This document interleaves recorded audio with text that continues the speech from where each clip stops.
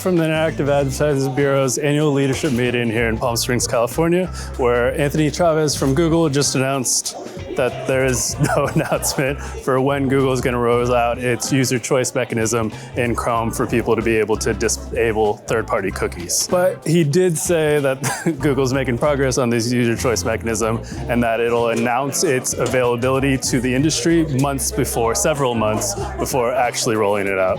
So given the non-announcement, figured let's have some fun, ask the smart folks here what their best guesses are for when Google's going to roll out the user choice mechanism in Chrome, and if it'll be third-party cookies enabled or disabled by default.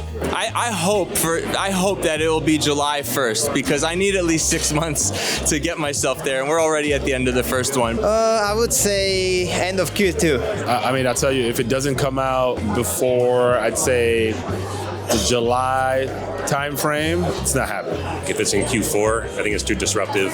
So I would say it would have to happen in the first half, but that's very aggressive from like announcement to actually doing it. So we'll see. I just don't see it happening beyond that. Google is probably going to wait for this whole antitrust case to complete before they make any moves. At the very least, they probably won't let this year go by without saying either we're going to postpone it or, I honestly wouldn't be surprised if they make it perhaps a Q4 surprise and we have some fun going into the holidays. Probably in the Q4 timeframe, if that. I think they have to reestablish Privacy Sandbox and all the initiatives, probably spin up a bunch of task force. So that's going to take at least 2 quarters to get under their belt and then roll out. Maybe this year, I don't know.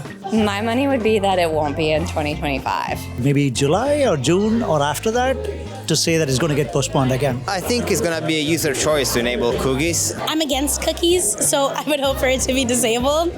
I work at a cookieless platform, but I could see it probably more on the enabled side. I think they're going to be enabled by default. Enabled by default. There's good reason to have either answer. I'm going to say disabled by default. Disabled by default? I'm thinking they might follow the Safari way. I think it's got to be disabled, like kind of taking like the Apple approach.